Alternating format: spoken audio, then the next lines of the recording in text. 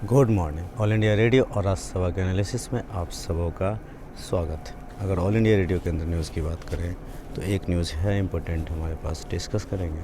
Next science monitor के अंदर जो आया है उसको डिस्कस करेंगे, और जो बाकी 2 दिन का बैकलॉग है उसको हम कल से कवर करते चले जाएंगे। तो चलिए डिस्कशन स्टार्ट करते हैं। पहली न्यूज़ जो है हमारे पास, भारतीय अंतरिक्ष अनुसंधान हमारा जो इसरो है, ये 17 दिसंबर, इम्पोर्टेंट नहीं है, CMS-01 प्रक्षेपण यान PSLV-C1 PSLV-C150 से ये लॉन्च किया जाएगा। यह पोलर सैटेलाइट लॉन्च व्हीकल होगा का 52वां अभियान होगा, ये आपको ध्यान रखना है। चलते हैं नेक्स्ट आर्टिकल पे।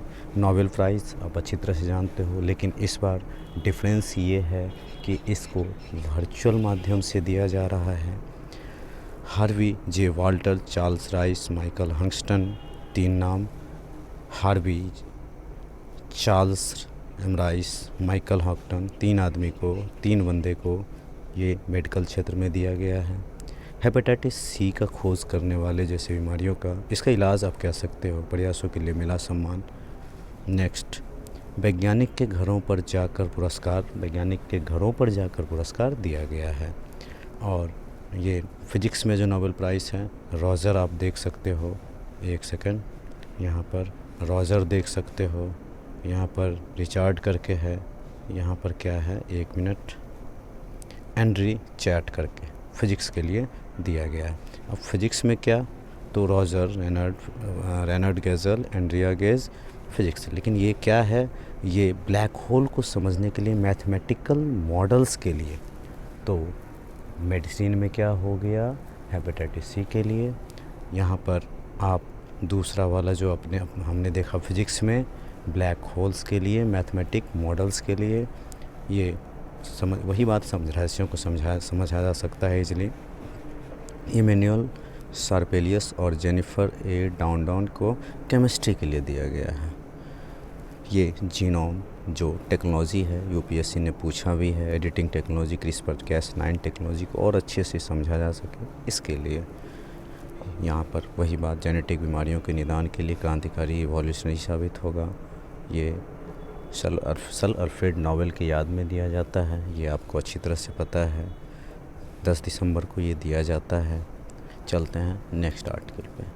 असल में जल संकट पूरे विश्व की एक बहुत बड़ी समस्या है, लेकिन बहुत अच्छा टर्म है ये, आप इसको आंसर में भी इस्तेमाल कर सकते हो। जो हमारा ड्यू होता है, ओस होता है, जो हमारे इन्वायरमेंट में नमी होता है, इस इन्वायरमेंट के इस नमी से वाटर बनाया जा सकता है। IIT गुवाहाटी के शोधकर्ताओं ने इस तरह की चीज़ों की खोज की है।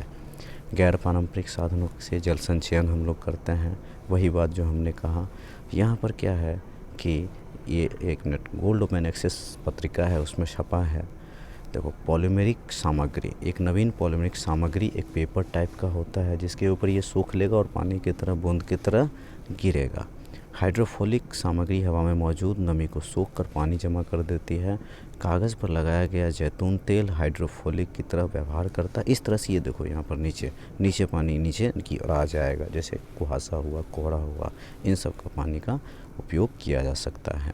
हालांकि थोड़े परसेप्शन में नेगेटिव भी हो सकता है, क्योंकि इन्वायरमेंट में जो चीज़ें नेचुरल है उसको आप हटाने की कोशिश कर रहे हो, तो हो सकता है थोड़ा सा, हालांकि सही है गलत मैं ज़्यादा नहीं बता पाऊँगा। ये मुझे लगता है ये थोड़ा नेचर में जो चीज़ होनी है वो तो होनी है, बारिश होना है तो होना है, ये एक टर्म है, प्रक्रिया है। या फिर आसानी से साफ़ होने वाले घरेलू उपकरण सहित कई अनुप्रयोग में उपयोग हो सकता है। यहाँ पर जहाज़ों की निचली सतह और विमानों की बर्फरोधी खिड़कियों बनाने में सहायक हो सकता है। चलते हैं नेक्स्ट आर्टिकल पे।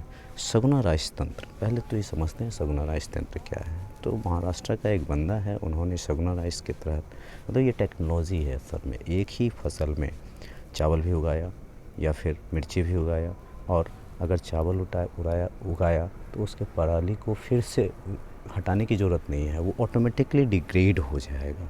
टेक्नोलॉजी बड़ा अच्छा है, ये वही सारी बातें बताता है। तो सगुना राइस तंत्र टेक्नोलॉजी क्या है, आपको सिर्फ ये ध्यान रखना है। महाराष्ट्र में बहुत सारे लोग, फार्मर्स, जो हम लोग, हमारे गवर्नमेंट का जो इनिशिएटिव है दुगुना करना फसल को, तो आप वहाँ पर इसको यूज़ कर सकते हो।